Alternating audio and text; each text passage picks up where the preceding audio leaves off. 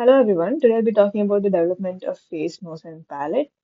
So we'll start with the development of face. So the development of face begins in the fourth week of development. And remember, for any embryology answer, you should always start with the time duration which it takes place. Okay. So development of face begins in fourth week and continues up to the 10th week. So during the fourth week, this is what your embryo looks like. Your embryo has two bulges on the ventral surface. First one is formed by the developing forebrain and second one by the developing pericardium. And in between these two bulges, you have something called the stomatodium. This depression is called stomatodium. Now, this stomatodium is basically the future mouth of your embryo. So, as you can see, it is separated by from the foregut. This is the foregut. It is separated by something called the buccopharyngeal membrane, which is basically this thin membrane over here. This buccopharyngeal membrane, it later undergoes disintegration, thereby connecting this stomatodium, which is your mouth, to the foregut. So you can kind of understand how a stomatodium acts as the mouth, right? It's connecting the outside to the foregut. Now, now let's look at the structures surrounding the stomatodium, which basically give rise to the rest of the face. Okay. So above the stomatodium, bounding the stomatodium from above, remember this is our stomatodium, and from above it is surrounded by the frontonasal process. The frontonasal process is a downward extension of the mesenchyme covering the forebrain. This is the mesenchyme covering the forebrain. It's a downward extension of that. And on laterally, from both the sides, it is surrounded by the mandibular arch, which is basically your first pharyngeal arch. So this is the stomatodium. Above you have the frontonasal process, and on both sides you have the mandibular arch. This mandibular arch gives rise to the maxillary process and mandibular processes. So it splits into two and gives rise to both of them. And finally, your frontonasal process, it undergoes two ectodermal thickenings. Ectoderm is the outermost layer of the embryo, and it undergoes two thickenings called the nasal placode on both, so it's two bilateral thickenings. And this nasal placode, which is initially a thickening, it will sink down into the surface and also move downwards to form something called the nasal pit, which is something like this basically. So your this nasal placode, it sinks downwards to form a pit, and because it's moving downwards, it's also going to open into the stomatodium. So this nasal pit has become continuous with the stomatodium, and it has two raised margins. If you see the surrounding the nasal pit, you have a raised area which forms your medial and lateral nasal processes. Okay, so that is your these are the structures going to give rise to your face. So now let's see what each structure is formed by. First, so the first structure that we have is the lower lip and lower jaw. The lower lip and lower jaw are formed by the fusion of mandibular processes of both the sides. So if you see, these are the mandibular processes on the bottom, and the fusion of these two will give rise to your lower lip and lower jaw, which you can see over here, right? So this is your lower lip and lower jaw formed by fusion of mandibular processes of both sides. Next, we are going to see formation of the upper lip. The upper lip is basically is slightly more complex. So there are three different processes taking place for that. Okay, so three different fusions. So first, what happens is your maxillary process fuses with your lateral nasal process. So I have drawn it like this.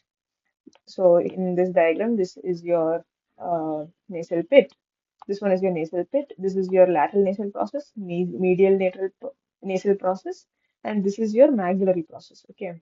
Now this gap between the lateral nasal process and your maxillary process is called the naso-optic furrow.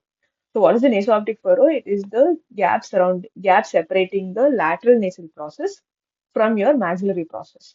And the first step in the formation of upper lip is fusion of maxillary process with the lateral nasal process, like this. So this was your maxillary process, and this is your lateral nasal process, and they are fused. Remember, this is your this area is your stomatodium. This is your stomatodium. Okay. So first step was fusion of maxillary process with lateral nasal process. Next, you have fusion of your maxillary process with medial nasal process. So as you can see, they are fused over here.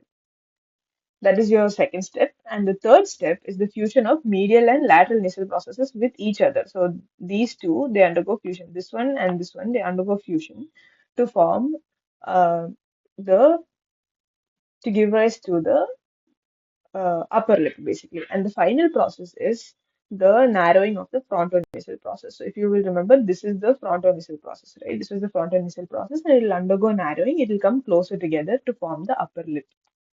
So what are the structures forming the upper lip? Remember, this is the stomatodium.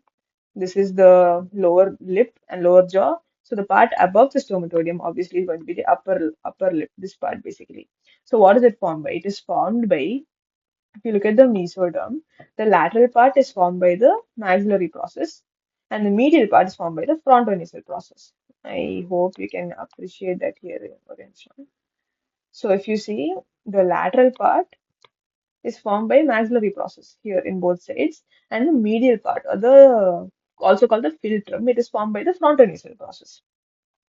Okay, so what are the structures forming the upper lip? Your maxillary process forming the lateral part, and the frontonasal process forming the medial part. So this we're talking about the mesoderm. Okay, but what about the skin covering the upper lip? The skin covering the upper lip is formed entirely from the ectoderm over maxillary process. Remember that if you can, but you should definitely remember this part. That is, the lateral part is from maxillary process and medial part is from frontonasal process. So that's it for upper lip. Um, Draw all of these diagrams, guys. They're all very simple diagrams and very important diagrams. Draw all these diagrams. For every step, you draw one diagram. So next we come to cheeks and eyes. So your cheeks are formed by the fusion of your maxillary and mandibular processes. So it's basically formed by the fusion of maxillary and mandibular processes will give rise to your cheeks on both sides. And finally, you have eyes. Your eyes, one is actually not that important, but I'm just going to mention two lines about it. So when you remember, your frontonasal process forms the nasal placode, right?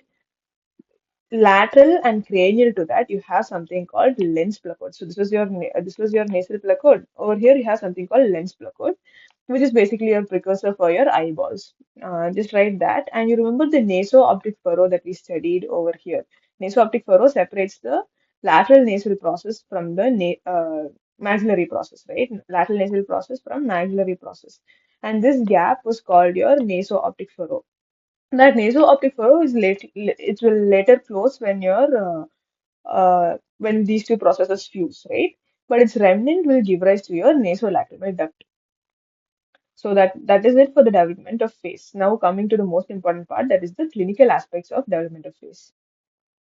So remember that we studied that diffusion of different process gives rise to different parts of the face, right? And a defect in fusion, when certain parts don't fuse, they give rise to the following clinical defects. The first one is hair lip or cleft of the upper lip. Basically, remember for upper lip we had fusion of maxillary process with lateral process, then with the medial nasal process. This cleft of the upper lip occurs when your fusion with medial nasal process does not happen. So this process is not going to happen, right? This process is not going to happen. As a result of that, you have unilateral or bilateral cleft of upper lip, which you can be seen in A, B, C, and D. D is bilateral cleft of upper lip. Everything else is unilateral cleft of upper lip, also called hair lip. The second clinical application is cleft of lower lip. Cleft of lower lip. Remember what forms a lower lip? Fusion of both the mandibular arches on both sides, right? If that doesn't happen, you have cleft of the lower lip, which is basically shown here in picture F. Then you have the next one you have is oblique facial cleft. Oblique facial cleft. For fusion of upper lip, you'll remember that before the maxillary process has to fuse with the lateral nasal process, right? Before fusing with the medial nasal process, it will fuse with the lateral nasal process.